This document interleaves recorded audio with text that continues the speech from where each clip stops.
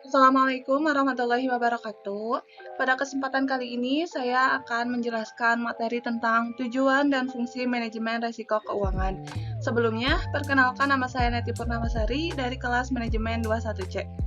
Tugas ini dibuat untuk memenuhi mata kuliah Manajemen Risiko Keuangan dengan dosen pengampu Dr. Gustian Juanda.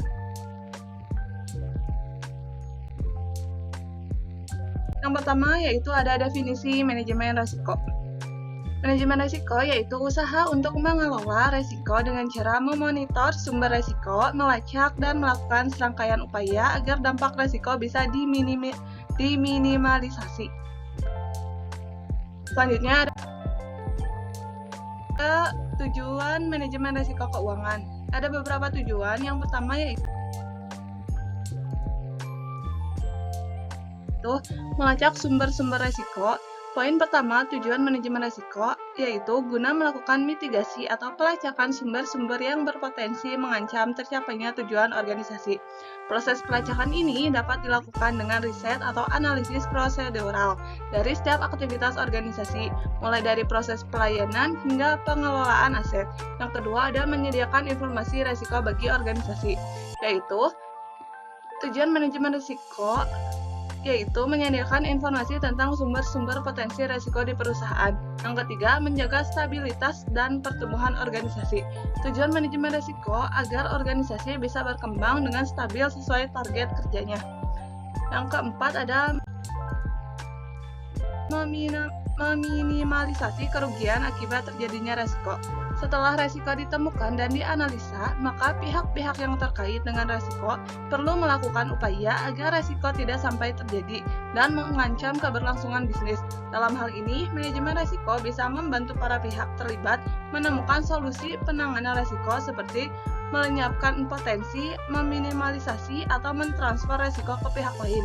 Yang kelima, ada memberi rasa aman bagi stakeholder. Tujuan manajemen risiko perusahaan adalah agar stakeholder merasa aman dan percaya dengan integritas bisnis.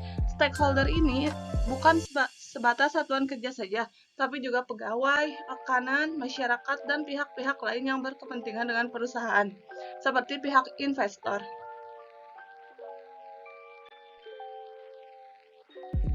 Di lain sisi, ada beberapa tujuan atau tujuan umum dari manajemen risiko. Yang pertama, melindungi perusahaan dengan cara memberikan perlindungan terhadap perusahaan dari tingkat risiko yang signifikan yang dapat menghambat proses pencapaian tujuan perusahaan. Yang kedua, membantu pembuatan kerangka kerja, yaitu manajemen risiko yang konsisten untuk risiko dalam proses bisnis dan fungsi dalam suatu perusahaan.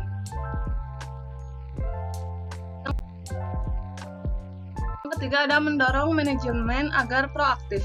Mendorong manajemen untuk bertindak proaktif dalam mengurangi risiko potensial dan membuat manajemen risiko sebagai sumber keunggulan kompetitif dan kinerja perusahaan. Yang keempat, ada sebagai peringatan untuk berhati-hati. Dorong semua individu di perusahaan untuk bertindak dengan hati-hati dalam menghadapi risiko perusahaan untuk mencapai tujuan yang diinginkan secara bersama. Yang kelima, ada meningkatkan kinerja perusahaan, yaitu membantu meningkatkan kinerja perusahaan dengan cara memberikan informasi risiko yang disebutkan dalam peta risiko. Peta risiko ini berguna dalam mengembangkan strategi dan peningkatan proses manajemen risiko secara terus-menerus. Yang keenam, ada sosialisasi manajemen risiko, yaitu membangun kemampuan individu dan manajemen untuk mensosialisasikan pemahaman tentang risiko dan pentingnya manajemen risiko. Selanjutnya ada fungsi dari manajemen risiko keuangan. Ada beberapa fungsi. Yang pertama yaitu fungsi perencanaan atau planning. Perencanaan dimulai dengan menetapkan visi, misi, tujuan yang berkaitan dengan manajemen risiko itu. Kemudian diikuti dengan menetapkan target, kebijakan, dan prosedur yang berkaitan dengan manajemen risiko. Visi, misi perusahaan, dan kebijakan ditulis untuk memfasilitasi briefing sambil mengkonfirmasi dukungan manajemen untuk program manajemen risiko. Yang kedua ada pelaksanaan atau actuating. Proses identifikasi dan pengukuran risiko terukur secara beresiko dilanjutkan dengan manajemen resiko yang merupakan kegiatan operasional utama manajemen resiko. Yang ketiga ada pengendalian atau controlling. Kontrol dalam manajemen resiko termasuk evaluasi berkala atas pelaksanaan manajemen resiko. Output pelaporan yang dihasilkan dari manajemen resiko dan feedback atau umpan balik. Selanjutnya ada beberapa komponen dalam manajemen resiko. Yang pertama ada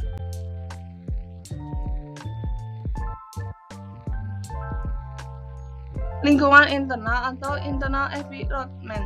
Proses pertama ini terkait dengan operasi lingkungan perusahaan, mulai dari filosofi manajemen resiko, integritas, perspektif resiko, selera resiko atau penerimaan resiko, nilai-nilai etika, struktur organisasi, hingga delegasi otoritas yang dilakukan oleh perusahaan. Yang kedua ada penentuan sasaran atau objective setting, yaitu mengklasifikasikan menjadi dua. Yang pertama yaitu strategi yang berfokus pada perwujudan visi dan misi, dan objek aktivitas yang ditunjukkan untuk kegiatan seperti operasional, pelaporan, dan kepatuhan. Yang ketiga ada identifikasi peristiwa atau event identification. Mengidentifikasi peristiwa potensial yang mempengaruhi strategi atau pencapaian tujuan organisasi. Insiden yang tidak pasti ini dapat memiliki dampak positif atau peluang, tetapi juga bisa menjadi sebaliknya, yaitu bisa menjadi resiko atau masalah. Yang keempat ada penilaian resiko atau risk assessment.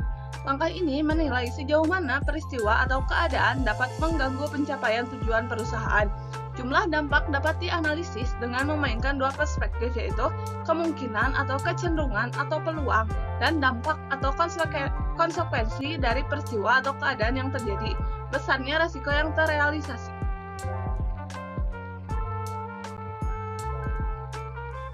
Selanjutnya ada tanggapan resiko atau risk response.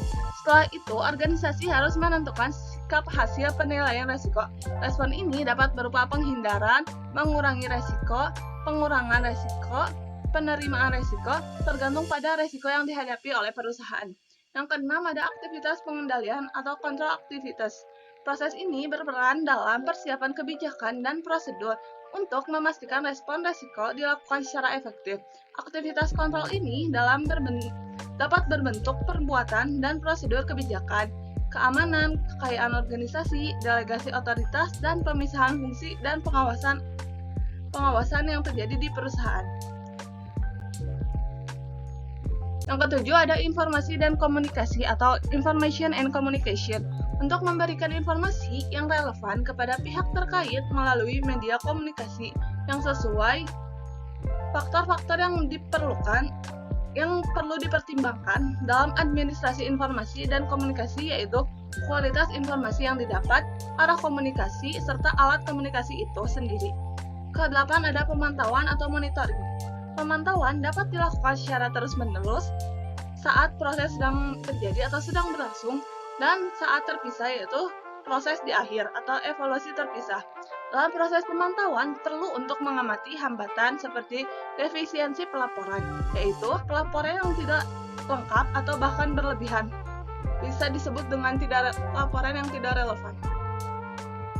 Selanjutnya ada mitigasi resiko. Apa sih mitigasi resiko itu? Mitigasi resiko yaitu tindakan yang bertujuan untuk menurunkan dan atau menjaga besarnya atau level resiko utama hingga mencapai resiko residual harapan. Kemudian resiko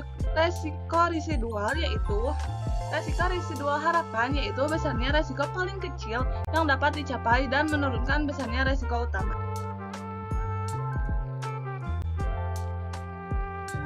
Ada beberapa cara yang dilakukan untuk mitigasi resiko. Yang pertama, mengurangi kemungkinan terjadinya resiko, yaitu mitigasi terhadap penyebab resiko agar kemungkinan terjadi resiko semakin kecil. Yang kedua, ada mengurangi dampak resiko dengan cara mengambil tindakan untuk mengurangi kemungkinan dampak dengan mengendalikan bagian internal perusahaan.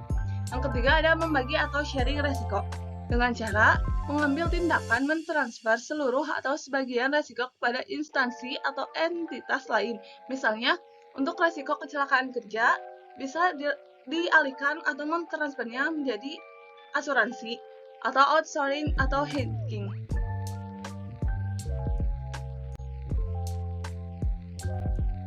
Yang keempat yaitu menghindari resiko dengan cara mengambil kebijakan untuk menghentikan kegiatan yang berpotensi menyebabkan resiko. Dan yang terakhir yaitu menerima resiko, yaitu dengan cara tidak mengambil tindakan apapun untuk mengatasi resiko, atau dengan kata lain menerima resiko tersebut terjadi. Tindakan ini dilakukan terhadap resiko yang dapat diterima atau dampaknya kecil.